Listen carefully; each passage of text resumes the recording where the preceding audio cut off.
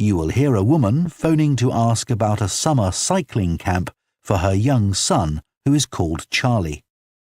First, you have some time to look at questions 1 to 5.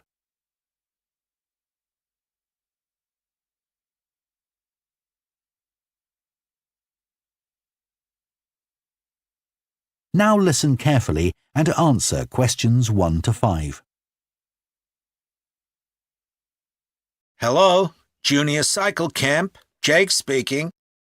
Hi, I'm calling for some information about the cycle camp. I'm thinking of sending my son. Great. Well, it's held every weekday morning over the summer vacation, and we focus on basic cycling skills and safety. We have 8 levels for children from 3 years upwards. How old's your son? Charlie? He's 7. He can ride a bike, but he needs a little more training before he's safe to go on the road. He'd probably be best in level 5. They start off practicing on the site here, and we aim to get them riding on the road. But first, they're taken to ride in the park, away from the traffic. Right. And can you tell me a bit about the instructors? Well, all our staff wear different colored shirts. So we have 3 supervisors, and they have red shirts. They support the instructors, and they also stand in for me if I'm not around. Then the instructors themselves are in blue shirts, and one of these is responsible for each class. Okay. In order to be accepted, all our instructors have to submit a reference from someone who's seen them work with children. Like if they've worked as a babysitter, for example. Then they have to complete our training course, including how to do lesson plans and generally care for the well-being of the kids in their class. They do a great job, I have to say. Right. And tell me a bit about the classes. What size will Charlie's class be? We have a limit of 8 children in each class, so their instructor really gets to know them well.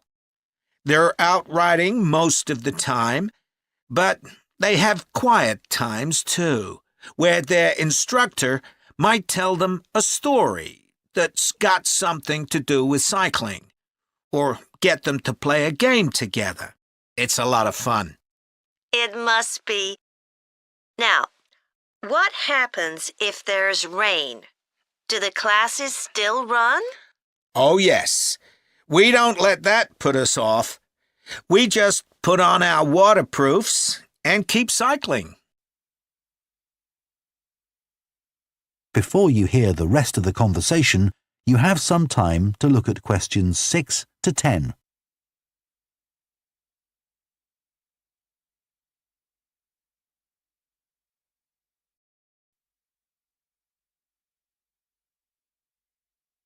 Now listen and answer questions 6 to 10. And is there anything special Charlie should bring along with him? Well, maybe some spare clothes, especially if the weather's not so good.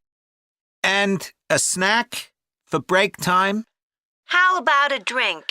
No, we'll provide that.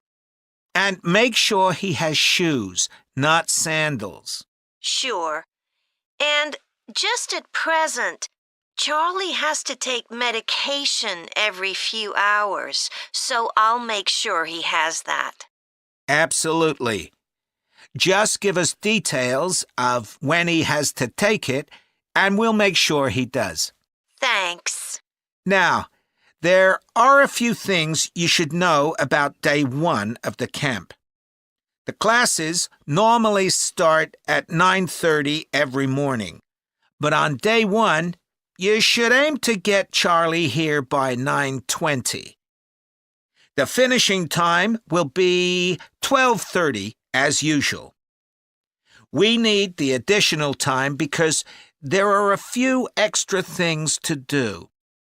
The most important is that we have a very careful check to make sure that every child's helmet fits properly. If it doesn't fit, we'll try to adjust it, or we'll find him another one. But he must wear it all the time he's on the bike. Of course. Then, after that, all the instructors will be waiting to meet their classes, and they'll meet up in the tent. You can't miss it, and each instructor will take their class away and get started. Okay, well, that all sounds good. Now, can you tell me how much the camp costs a week? $199. We've managed to keep the price more or less the same as last year. It was $190 then. But the places are filling up quite quickly. Right. Okay, well, I'd like to book for the... You will hear a lecturer on a fashion design course introducing the subject of hand knitting, which involves making things like woolen jumpers and scarves. First, you have some time to look at questions 31 to 40.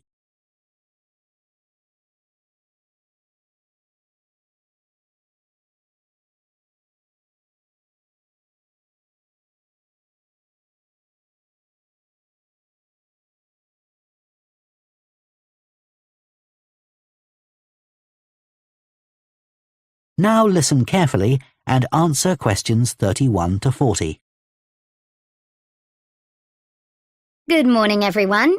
So today we're going to look at an important creative activity, and that's hand knitting. Ancient knitted garments have been found in many different countries, showing that knitting is a global activity with a long history. When someone says the word knitting, we might well picture an elderly person, a grandmother perhaps, sitting by the fire knitting garments for themselves or other members of the family. It's a homely image, but one that may lead you to feel that knitting is an activity of the past. And indeed, during the previous decade, it was one of the skills that was predicted to vanish from everyday life. For although humans have sewn and knitted their own clothing for a very long time, many of these craft-based skills went into decline when industrial machines took over, mainly because they were no longer passed down from one generation to another. However, that's all changing, and interest in knitting classes in many countries is actually rising, as more and more people are seeking formal instruction in the skill. With that trend, we're also seeing an increase in the sales figures for knitting equipment. So, why do people want to be taught to knit at a time when a machine can readily do the job for them? The answer is that knitting, as a handicraft, has numerous benefits for those doing it. Let's consider what some of these might be. While many people knitted garments in the past because they couldn't afford to buy clothes, it's still true today that knitting can be helpful if you're experiencing economic hardship. If you have several children who all need warm winter clothes, knitting may save you a lot of money. And the results of knitting your own clothes can be very rewarding, even though the skills you need to get going are really quite basic, and the financial outlay is minimal. But the more significant benefits in today's world are to do with well-being. In a world where it's estimated that we spend up to 9 hours a day online, doing something with our hands that is craft-based makes us feel good. It releases us from the stress of a technological, fast-paced life.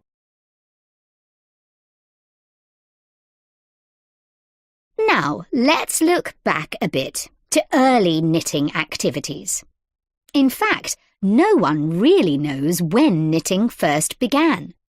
But archaeological remains have disclosed plenty of information for us to think about. One of the interesting things about knitting is that the earliest pieces of clothing that have been found suggest that most of the items produced were round rather than flat. Discoveries from the 3rd and 4th centuries in Egypt show that things like socks and gloves that were needed to keep hands and feet warm were knitted in one piece using 4 or 5 needles. That's very different from most knitting patterns today, which only require 2. What's more, the very first needles people used were hand-carved out of wood and other natural materials, like bone, whereas today's needles are largely made of steel or plastic and make that characteristic clicking sound when someone's using them. Ancient people knitted using yarns made from linen, hemp, cotton, and wool, and these were often very rough on the skin. The spinning wheel, which allowed people to make finer yarns and produce much greater quantities of them, led to the dominance of wool in the knitting industry, often favoured for its warmth. Another interesting fact about knitting is that because it was practiced in so many parts of the world, for so many purposes, regional differences in style developed. This visual identity has allowed researchers to match bits of knitted clothing that have been unearthed over time to the region from which the wearer came, or the job that he or she did. As I've mentioned, knitting offered people from poor communities a way of making extra money while doing other tasks. For many centuries, it seems, men, women, and children took every opportunity to knit, for example, while watching over sheep, walking to market, or riding in boats. So, let's move on to take...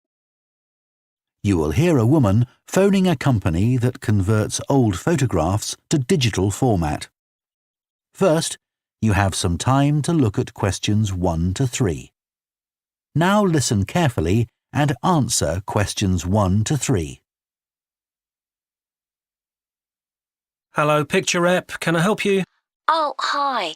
I saw your advertisement about copying pictures to disk, and I'd like a bit more information about what you do.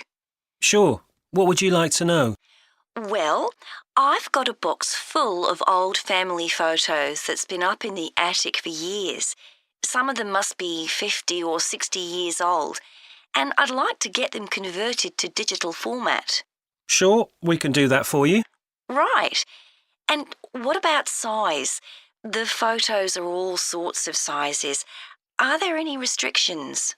Well, the maximum size of photo we can do with our normal service is 30 centimetres, and each picture must be at least 4 centimetres. That's the minimum we can cope with. Well, that should be fine. And some of them are in a frame. Should I take them out before I send them? Yes, please. We can't copy them otherwise.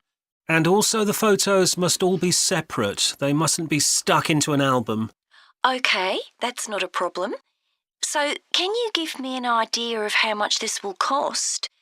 I've got about 360 photos, I think. We charge £195 for 300 to 400 photos for the basic service. OK, and does that include the disc? Yes, 1 disc, but you can get extra ones for £5 each. That's good. So, do I need to pay when I send you the photos? No, we won't need anything until we've actually copied the pictures. Then we'll let you know how much it is, and once we've received the payments, we'll send the parcel off to you. Right. Before you hear the rest of the conversation, you have some time to look at questions 4 to 10.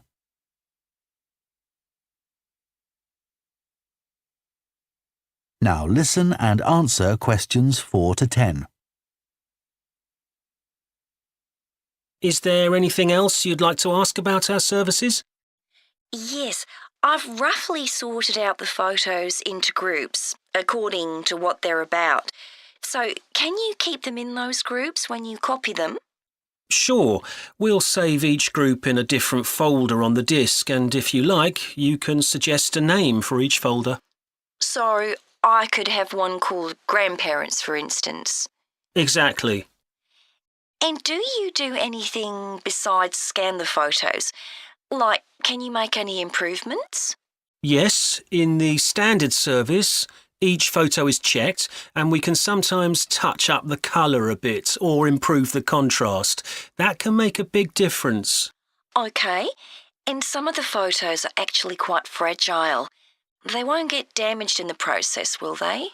No, if any look particularly fragile, we'd do them by hand. We do realise how precious these old photos can be. Sure. And another thing is we can make changes to a photo if you want. So if you want to remove an object from a photo or maybe alter the background, we can do that. Really? I might be interested in that. I'll have a look through the photos and see.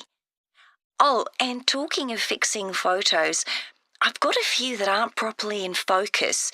Can you do anything to make that better? No, I'm afraid that's one thing we can't do. OK. Any other information I can give you? How long will it all take? We aim to get the copying done in 10 days. Fine. Right, well, I'll get the photos packed up in a box and post them off to you. Right. If you've got a strong cardboard box, that's best. We've found that plastic ones sometimes break in the post. OK. Right, thanks for your help. You will hear a sports science student giving a presentation on the health benefits of dance. First, you have some time to look at questions 31 to 40.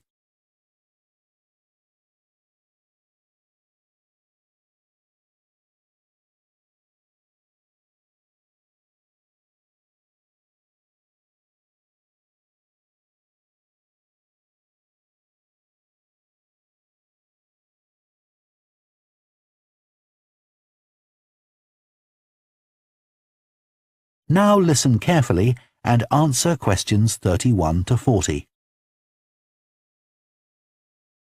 Dancing is something that humans do when they want to have a good time. It's a universal response to music found in all cultures. But what's only been discovered recently is that dancing not only makes us feel good, it's also extremely good for our health. Dancing, like other forms of exercise, releases hormones, such as dopamine, which make us feel relaxed and happy. And it also reduces feelings of stress or anxiety. Dancing is also a sociable activity, which is another reason it makes us feel good. One study compared people's enjoyment of dancing at home in front of a video with dancing in a group in a studio. The people dancing in a group reported feeling happier, whereas those dancing alone did not. In another experiment, university researchers at York and Sheffield took a group of students and sent each of them into a lab where music was played for 5 minutes. Each had to choose from 3 options: to sit and listen quietly to the music, to cycle on an exercise bike while they listened, or to get up and dance. All were given cognitive tasks to perform before and after. The result showed that those who chose to dance showed much more creativity when doing problem-solving tasks. Dr. Lovett at the University of Hertfordshire believes dance could be a very useful way to help people suffering from mental health problems. He thinks dance should be prescribed as therapy to help people overcome issues such as depression.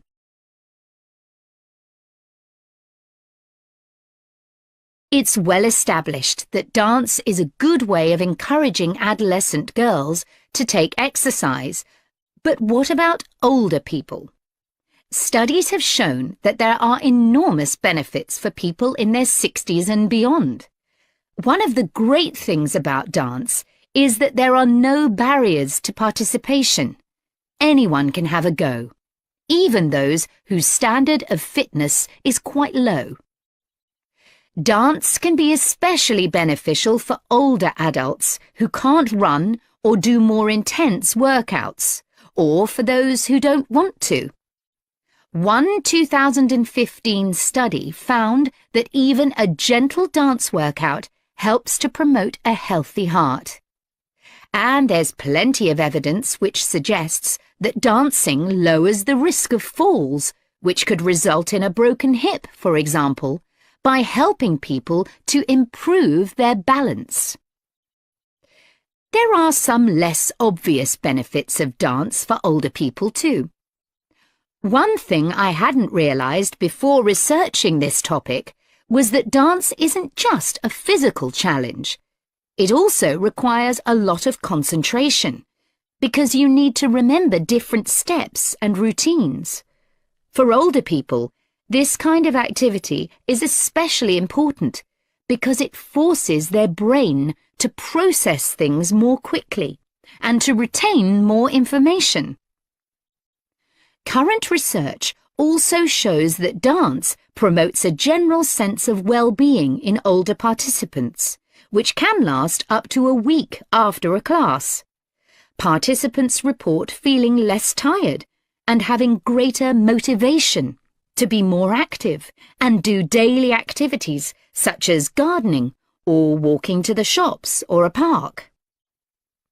Ballroom or country dancing, both popular with older people, have to be done in groups. They require collaboration and often involve touching a dance partner, all of which encourages interaction on the dance floor. This helps to develop new relationships and can reduce older people's sense of isolation, which is a huge problem in many countries.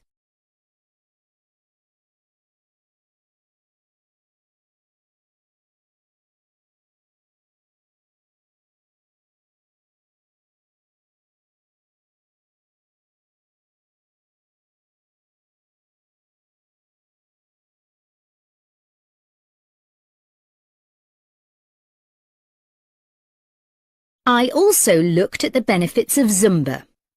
15 million people in 180 countries now regularly take a Zumba class, an aerobic workout based on Latin American dance moves. John Porcari, a professor of exercise and sports science at the University of Wisconsin, analysed a group of women who were Zumba regulars and found that a class lasting 40 minutes burns about 370 calories. This is similar to moderately intense exercises like step aerobics or kickboxing. A study in the American Journal of Health Behavior showed that when women with obesity did Zumba 3 times a week for 16 weeks, they lost an average of 1.2 kilos and lowered their percentage of body fat by 1%. More importantly, the women enjoyed the class so much that they made it a habit and continued to attend classes at least once a week. Very unusual for an aerobic exercise program. Dance is never going to compete with high-intensity workouts when it comes to physical fitness gains, but its popularity is likely to keep on rising because it's such a fun way to keep fit.